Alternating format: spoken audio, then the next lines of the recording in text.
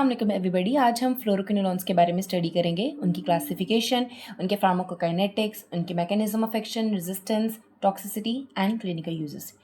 और लास्ट पे हम फ्लोरोक्विनोलॉन्स के रिलेटेड एमसीक्यूज करेंगे जो हमारे पास मिनी कैट्सिंग में अवेलेबल है। So stay tuned for this lecture. Start करते हैं क्लासिफिकेशन से। सबसे पहले आपने एक बात याद रखनी है, जो फ्लोरोक्विनोलॉन्स हैं वो बैक्टीरिसिडल हैं, यानी बैक्टीरिया की डेथ कॉज करवाएंगी। इसे एंटी माइक्रोबियल स्पेक्ट्रम की बेस पे डिवाइड किया जाता है, क्लासीफाई किया जाता है। एंटी माइक्रोबियल स्पेक्ट्रम से मुराद ये है कि कौन सी ड्रग्स जो हैं उनका स्पेक्ट्रम कौन कौन से बैक्टीरिया के लिए है। ठीक है, फॉर एग्जांपल फर्स्ट जनरेशन की बात की जाए, उसमें नॉरफ्लॉक्सासिन आ जाती है जो कि नेल्डिक्सिक एसिड से ड्राइव की जाती है। ये यूटीआईज के अगेंस्ट यूज़ की जाती है। जो बैक्टीरिया यूटीआईज कॉज करवाते हैं, यूरिनरी ट्रैक्ट इन्फेक्शंस कॉज करवाते हैं, उनके अगेंस्ट हम नॉरफ्लॉक्सासिन यूज़ करते हैं। सेकेंड जनरेशन में हमारे पास आ जाती हैं सिप्रोफ्लॉक्सासिन एंड ओफ्लॉक्सासिन।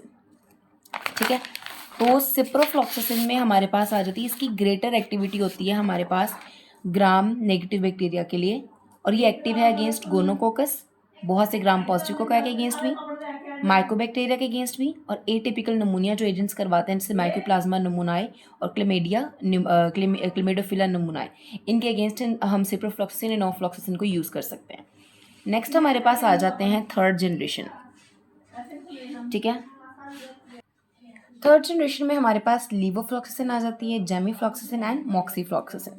ठीक है, इनकी एक्टिविटी जो होती है वो ग्राम नेगेटिव बैक्टीरिया के लिए कम होती है देन सिप्रोफ्लॉक्सासिन एंड ओफ्लॉक्सासिन, लेकिन ग्रेटर एक्टिविटी होती है इनकी ग्राम पॉजिटिव कोकाई के अगेंस्ट, जैसे कि जिसमें स्ट्रेप्टोकोकस नमूना आ जाता है, एंटेरोकोकस आ जाते हैं, और साथ में हमारे पास मर्स आ जाता है, यानी मेथिसिलिन रेजिस्टेंट स्टेफ ऑरिस।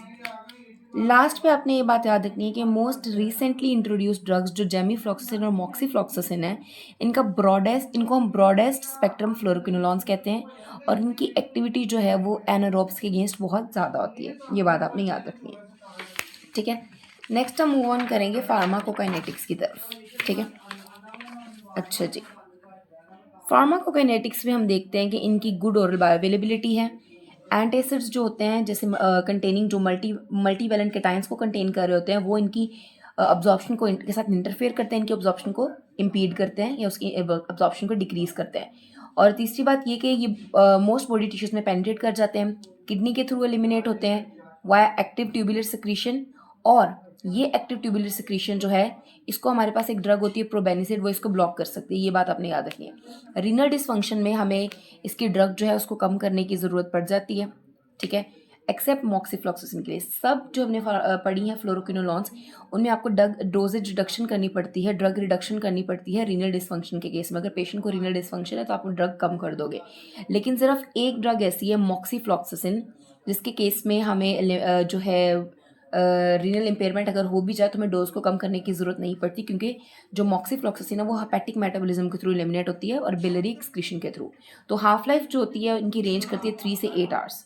ठीक है, नेक्स्ट हमारे पास आ जाता है कि नॉरफ्लॉक्सासिन जो है वो हमारे पास अचीव करती है adequate plasma levels systemic infections में, और मॉक्सीफ्लॉक्सासिन का कोई भी यूज़ नहीं होता यूटीआईज के अंदर। ये बात आपने याद रखनी है। ठीक है, नेक्स्ट हम मूव करते हैं इनके मैकेनिज्म ऑफ एक्शन की तरफ। ठीक है, मैकेनिज्म ऑफ एक्शन में हमें सबसे पहले ये पता चलता है कि ये बैक्टीरियल डीएनए के सिंथेसिस को इनहिबिट करती हैं। अब हमारे पास ग्राम नेगेटिव में और ग्राम पॉजिटिव में इनका डिफरेंट इफेक्ट है, ये अब आपने याद रखना है। ग्राम नेगेटिव के अंदर ये क्या करती हैं, ये टोपोआइसोमरेज 2 को इनहिबिट करती हैं, जिसको हम डीएनए गायरेज भी कहते हैं। ये ग्राम नेगेटिव में हम इसका मैकेनिज्म ऑफ एक्शन देख रहे हैं, और ब्लॉक कर देती हैं डीएनए को की सुपरकॉइलिंग जो होती है उसकी रिलैक्सेशन को ब्लॉक कर देती हैं। ठीक है, अब क्या होता है कि ग्राम नेगेटिव के अंदर जो डीएनए सुपर कॉइल हुआ होता है उसको रिलैक्स भी होना होता है, उसकी रिलैक्सेशन को हमारे पास जो फ्लोरोक्विनोलॉन्स है वो ब्लॉक कर देती हैं। अब अगर डीएनए रिलैक्स नहीं होगा ना तो उसकी हमारे पास ट्रांसक्रिप्शन हो पाएगी, ना ही इसकी ट्रांसलेशन हो पाएगी, इस तरह हमारे पास प्रोटीन सिंथेसिस नहीं हो पाएगी। ठीक है, ग्राम पॉजिटिव में क्या करती हैं, ये टोपोआइसमेस 4 को इनहिबिट करती हैं, और रेप्लिकेटेड जो क्रोमोसोमल डीएनए है, जो क्रोमोसोमल डीएनए रेप्लिकेट हो चुका है उसके स्ट्रैंड्स को सेपरेट नहीं होने देती सेल डिवीजन के दौरान। तो इस तरह से ये अपना मैकेनिज्म ऑफ एक्शन शो करती हैं। ठीक है, फिर फ्लोरोक्विनोलॉन्स के बारे में लिखा हुआ है कि ये पोस्ट एंटीबायोटिक इफेक्ट शो करती हैं। पोस्ट एंटीबायोटिक इफेक्ट के बारे में हम जानते हैं कि यानी जब ड्रग का लेवल हमारी प्लाज्मा के अंदर फॉल कर भी जाता है उसके बाद भी अपना बैक्टीरियासिडल इफेक्ट शो करती है, इसको हम पोस्ट एंटीबायोटिक इफेक्ट कहते हैं। Bacterial growth is inhibited even after the plasma concentration of drug falls below minimum inhibitory concentration, जो बात मैंने एक्सप्लेन की अभी उर्दू में, कि जब ड्रग का लेवल प्लाज्मा के अंदर मिनिमम इनहिबिटरी कंसंट्रेशन से भी फॉल कर जाए। मिनिमम इनहिबिटरी कंसंट्रेशन वो कंसंट्रेशन होती है जो हमें प्लाज्मा के अंदर चाहिए होती है बैक्टीरिया को किल करने के लिए। जब फ्लोरोक्विनोलॉन्स का लेवल मिनिमम इनहिबिटरी कंसंट्रेशन से भी कम हो जाए, इवन देन ये बैक्टीरियासिडल इफेक्ट शो कर देती है। तो यहाँ पे मैंने लिखा हुआ है कि और कौन कौन सी ड्रग्स हैं फ्लोरोक्विनोलॉन्स के अलावा जो हमारे पास पोस्ट एंटीबायोटिक इफेक्ट शो करती हैं। उसमें हमारे पास अमाइनोग्लाइकोसाइड्स आ जाते हैं और स्ट्रेप्टोग्रामिन्स आ जाती हैं। ठीक है, नेक्स्ट आ जाता है हमारे पास रेजिस्टेंस टी कैसे शो करती है। ठीक है, अब हम देख लेते हैं कि ये हमारे पास रेजिस्टेंस कैसे शो करती है। बहुत सारे मैकेनिज्म है। सबसे पहले हमारे पास आ जाता है कि ये हमारे पास डिक्रीज इंट्रासेलुलर एक्यूमुलेशन करा देती हैं, मतलब ईफ्लक्स पंप की प्रोडक्शन करवा लेती हैं। ये बैक्टीरिया जो है ना हमारे पास माइकोबैक्टीरियम ट्यूबरकुलोसिस, स्टेफ ऑरिस और स्ट्रेप्टोकोकस नमूना, ये ईफ्लक्स पंप बना लेते हैं अपने सेल वॉल के अंदर, जिसकी वजह से जब भी ड्रग अंदर आती है तो ये उसको बार बार बाहर भेज देते हैं और एक्यूमुलेशन नहीं होने देते ड्रग की। पोरिन स्ट्रक्चर को चेंज कर लेती हैं। ग्राम नेगेटिव बैक्टीरिया स्पेसिफिकली ये पोरिन स्ट्रक्चर को चेंज कर लेते हैं। ठीक है, थर्ड पे आ जाता है हमारे पास जो टारगेट एंजाइम्स हैं उनके अंदर चेंजेस आ जाती हैं। ठीक है, पॉइंट म्यूटेशंस आ जाती हैं एंटीबायोटिक बाइंडिंग रीजन्स के अंदर और टारगेट एंजाइम्स उन पे एक्ट नहीं कर पाते। गोनोकोकस के अंदर रेजिस्टेंस कैसे आती है? क्विनोलोन रेजिस्टेंस डिटर्मिनिंग रीजन होता है गायरा जीन का, जो कि एनकोड करता है डीएनए गायरस को, उसके अंदर म्यूटेशंस आ जाती हैं। फिर आपने याद रखना कि जो सेकंड जनरेशन फ्लोरोक्विनोलोन्स हैं उनके अगेंस्ट कौन कौन से बैक्टीरिया हैं जो रेजिस्टेंस शो करते हैं? कैम्पाइलोबैक्टर जिजेनाई, gonococci, gram positive cocci मर्सा, Pseudomonas एरिजिनोसा और सिरेशिया स्पीशीज, ये 5 ऐसे हैं जो सेकंड जनरेशन फ्लोरोक्विनोलॉन्स के अगेंस्ट क्या शो करते हैं हमारे पास? ये शो करते हैं रेजिस्टेंस शो करते हैं। नेक्स्ट हम आ जाते हैं क्लिनिकल यूजेस की तरफ। क्लिनिकल यूजेस में देखें तो ये यूटीआईज को ट्रीट करने के लिए और जीआई इन्फेक्शंस को ट्रीट करने के लिए यूज होते हैं। फिर हमारे पास ग्राम नेगेटिव ऑर्गेनिजम्स के अगेंस्ट भी यूज होते हैं, इसमें गोनोकोकाई आ जाता है, E coli, Klebsiella pneumoniae, Campylobacter jejuni, Enterobacter, Pseudomonas aeruginosa, Salmonella, Shigella species. ठीक है, नेक्स्ट हमारे पास ये रेस्पिरेटरी ट्रैक्ट इन्फेक्शंस के लिए यूज होता है और स्किन और सॉफ्ट टिश्यू इन्फेक्शन के लिए यूज होता है। ठीक है, फिर आ जाता है कि सिप्रोफ्लॉक्सासिन और ऑफ्लॉक्सासिन की जो सिंगल डोज है वो हम लोग यूज़ करते हैं गोनोरिया के अंदर ऑल्टरनेटिव टू सेफ्ट्राइक्सोन या सेफिक्सिम। यानी गोनोरिया अगर किसी पेशेंट को हुआ है तो ऑल्टरनेटिव टू सेफ्ट्राइक्सोन और सेफिक्सिम हम क्या दे सकते हैं? सिप्रोफ्लॉक्सासिन या ओफ्लॉक्सासिन की सिंगल डोज दे सकते हैं। लेकिन रेजिस्टेंस बहुत कॉमन है इसके अगेंस्ट, तो इसलिए हम ये रिकमेंड नहीं की जाती। ऑफ्लॉक्सासिन का 7 डे कोर्स हम यूज़ करते हैं क्लेमिडिया ट्रैकोमाटिस को एरेडिकेट करने के लिए, हम 7 डे कोर्स यूज़ करते हैं ऑफ्लॉक्सासिन का। लीवोफ्लॉक्सासिन जो है वो कम्युनिटी एक्वायर्ड नमूनिया जो ऑर्गेनिजम्स कॉज करते हैं उनके अगेंस्ट यूज होती है, जैसे क्लेमेडिया, लेजनेला और माइकोप्लाज्मा। ठीक है, नेक्स्ट आ जाता है हमारे पास फ्लोरोक्विनोलॉन्स जो हैं वो मेनिंजोकोकल कैरियर स्टेट में भी यूज होते हैं, ट्यूबरक्लोसिस की ट्रीटमेंट में यूज होते हैं, prophylactic management of neutropenic patients और एंथ्रैक्स के पेशेंट्स में भी यूज होता है। जिन पेशेंट्स को न्यूट्रोपिनिया हुआ हो और जिन पेशेंट्स को क्या हो हमारे पास एंथ्रैक्स हुआ हो तो उनके अगेंस्ट भी हम यूज करते हैं। देन आ जाता है हमारे पास टॉक्सिसिटी। ठीक है, अब टॉक्सिसिटी में हमारे पास जो है ये जीआई डिस्ट्रेस कॉज करता है। ठीक है, जिसमें नोजिया, वॉमिटिंग, डायरिया आ जाता है, स्किन रैश कॉज कर देता है, हेडेक कॉज कर देता है, डिजीनेस, इंसोम्निया, नींद नहीं आती, एलएफटीज हमारे लिवर फंक्शन टेस्ट अब नॉर्मल करवा देता है, फोटोटॉक्सिसिटी और न्यूरोटॉक्सिसिटी कॉज करवाता है। फोटोटॉक्सिसिटी के लिए हमारे पास लेमिफ्लॉक्सासिन और पेफ्लॉक्सासिन है। ठीक है, पेफ्लॉक्सासिन टेंडनाइटिस और टेंडन रप्चर कॉज करवा देता है, एक्लिस टेंडन का रप्चर करवा देता है, अपॉर्चुनिस्टिक इन्फेक्शंस करवा देता है बाय कैंडिडा अल्बिकन्स या स्ट्रेप्टोकोकाई। अपॉर्चुनिस्टिक इन्फेक्शंस क्या होते हैं? जब हमारे पास इम्यूनिटी रिड्यूस हो जाती है तो वो नॉर्मल फ्लोरा जो हमारे पास प्रेजेंट होता है वो हमारे पास इन्फेक्शन कॉज करवाने लग जाता है हमारी इम्यूनिटी के कम होने की वजह से।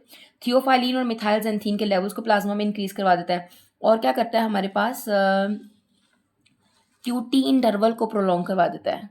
कौन कौन सी ड्रग क्यूटी इंटरवल को प्रोलॉन्ग करवाती है? जेमिफ्लॉक्सासिन, लीवोफ्लॉक्सासिन, मॉक्सीफ्लॉक्सासिन, स्पैरोफ्लॉक्सासिन एंड जेटिफ्लॉक्सासिन। तो हमने उन पेशेंट्स में इन ड्रग्स को अवॉइड करना है जिनको हम एंटी रिदमिक ड्रग्स दे रहे हैं। ठीक है, उसके बाद आपने एक बात याद रखनी है, it is Contra indicated in children and pregnant women, क्योंकि ये ग्रोइंग कार्टिलेज को डिस्ट्रॉय कर सकता है और एंथ्रोपैथी कॉज कर सकता है। लेकिन चिल्ड्रन में आप तब यूज कर सकते हैं जब आपने सूडोमोनल इन्फेक्शंस को ट्रीट करना है जिसको जो किसके साथ कॉम्प्लिकेटेड हो? सिस्टिक फाइब्रोसिस के साथ कॉम्प्लिकेटेड हो।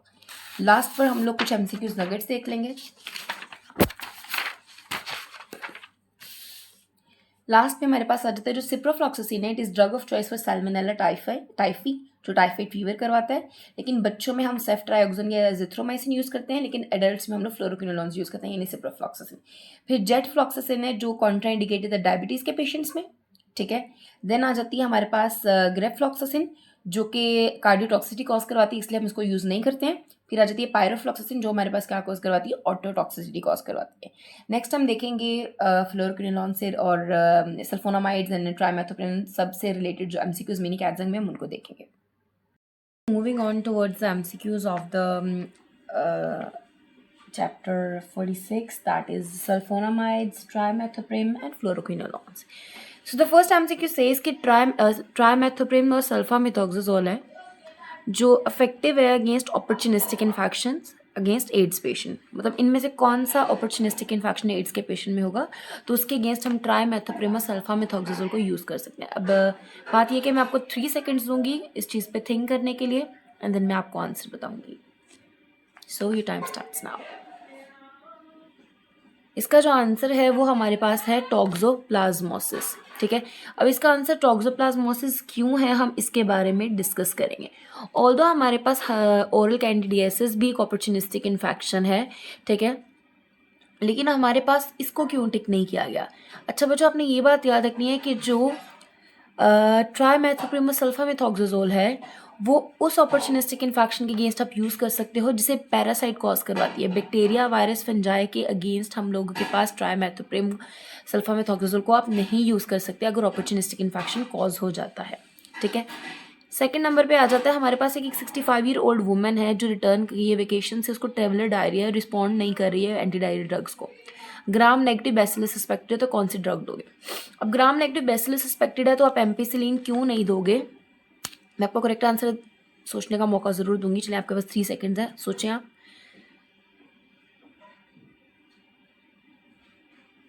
अच्छा, अब एम्पिसिलिन जो है वो हम इसलिए नहीं देंगे क्योंकि एम्पिसिलिन के अगेंस्ट ऑलरेडी जो है हमारे पास, अच्छा सॉरी, मैं ये कह रही थी कि हमारे पास जो डायरिया है, डायरिया जो है ग्राम नेगेटिव ऑर्गेनिज्म जैसे हमने पढ़े थे पीछे फ्लोरोक्विनोलॉन्स में, शाइगेला वगैरह, सैल्मोनेला, इकोलाई, तो उनके अगेंस्ट हम लोग सिप्रोफ्लॉक्सासिन या ऑफ्लॉक्सासिन यूज़ करते हैं।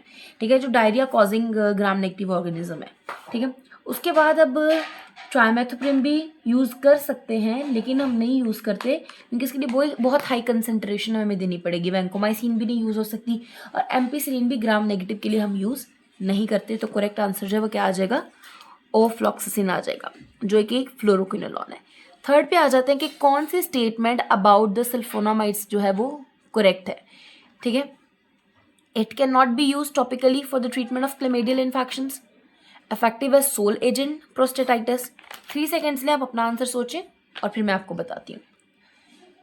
1, 2 एंड 3।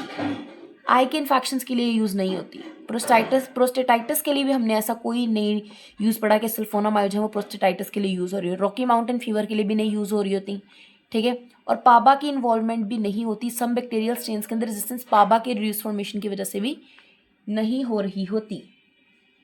ठीक है, लास्ट आ जाता है कि रिड्यूस्ड इंट्रासेलुलर अपटेक होता है इज अ मैकेनिज्म, वो सल्फोनामाइड्स के अंदर यूज़ होता है। बैक्टीरियल स्ट्रेन्स उसको सल्फोनामाइड के अगेंस्ट रेजिस्टेंस बैक्टीरिया से इस तरह शो करती हैं कि इंट्रासेलुलर अपटेक कम कर देती हैं। तो ये पॉइंट दुरुस्त है क्योंकि बहुत से इस बैक्टीरियल स्ट्रेन्स इसी तरह काम करती हैं, इसी तरह रेजिस्टेंस शो करती हैं कि वो सल्फोनामाइड्स की अपटेक को ही क्या कर देती हैं, डिक्रीज कर देती हैं। ये थोड़ा लंबा क्वेश्चन था इसीलिए मैंने इसको पहले ही थोड़ी इसकी हाईलाइटिंग की हुई है। एक 31 ईयर ओल्ड मैन है जिसे गोनोरिया है, कोई ड्रग एलर्जी नहीं है, साथ में आपको बताती हूँ यूरेथ्राइटिस है। ठीक है, यूरेथ्राइटिस बाय क्लेमिडिया ट्रेकोमेटिस है। तो आप बताएं गोनोरिया और गोनोकोकाया ट्रेकोमेटिस के दोनों को देने के लिए आप कौन सी ऐसी ड्रग चूज़ करेंगे जो इन दोनों के अगेंस्ट आप यूज़ कर सकते हो। सेफेक्सिम यूज़ करेंगे, सिप्रोफ्लॉक्सासिन यूज़ करेंगे, स्पेक्टिनोमाइसिन, सल्फामेथोक्साजोल, ट्राइमेथोप्रिम या नन ऑफ द अबव। अब आप अपने 3 सेकेंड्स लें और थिंक करें इसके ऊपर।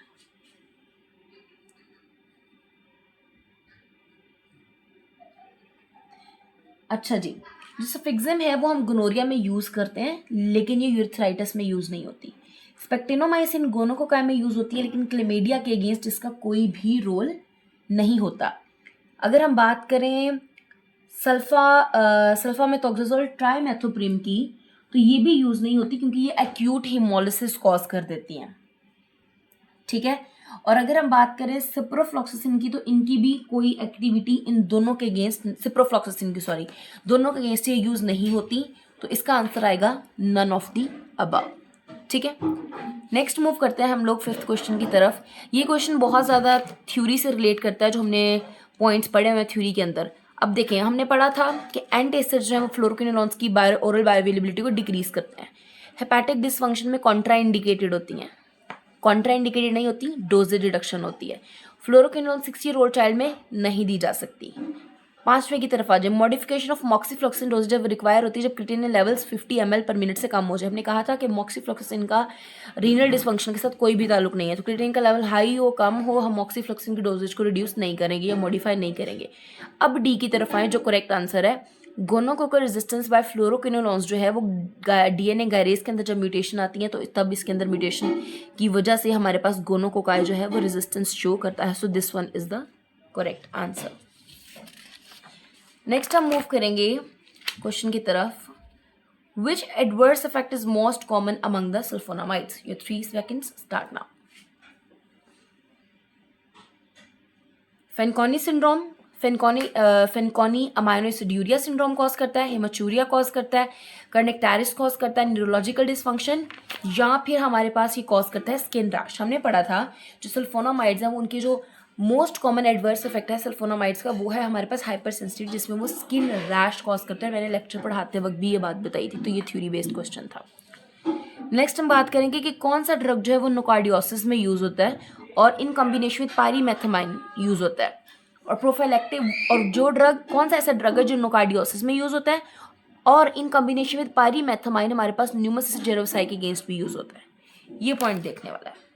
इन तमाम ड्रग्स में से हमारे पास सिर्फ सल्फाडाइजिन एक ऐसी ड्रग है जो हमारे पास नोकार्डियोसिस में हम यूज़ करते हैं। ठीक है, तो इस ड्रग को जब हम पायरीमेथामाइन के साथ देंगे तो न्यूमोसिस जेरोसाई के अगेंस्ट ये प्रोफाइलैक्टिक तौर पर यूज होगी। So the correct answer is sulfadiazine. Next आ जाता है हमारे पास कि सप्लीमेंट्री फोलिनिक एसिड एनीमिया को प्रिवेंट करता है किन पेशेंट्स में जिनमें फोलेट डेफिशिएंसी हो। ठीक है, तो हमारे पास it is a weak base जो अचीव करता है tissue level similar to those in the plasma. अब उन्होंने साथ में बताया कि जो ड्रग है वो वीक बेस है, तो इन तमाम में से हमारे पास सिर्फ एक ही ड्रग है जो वीक बेस है और वो है trimethoprim. So the correct answer is trimethoprim. फिर आ जाता है कि which statement about ciprofloxacin is accurate? इसमें से जो करेक्ट आंसर है मैं आपको बता देती हूँ 3 seconds के बाद। Take your time.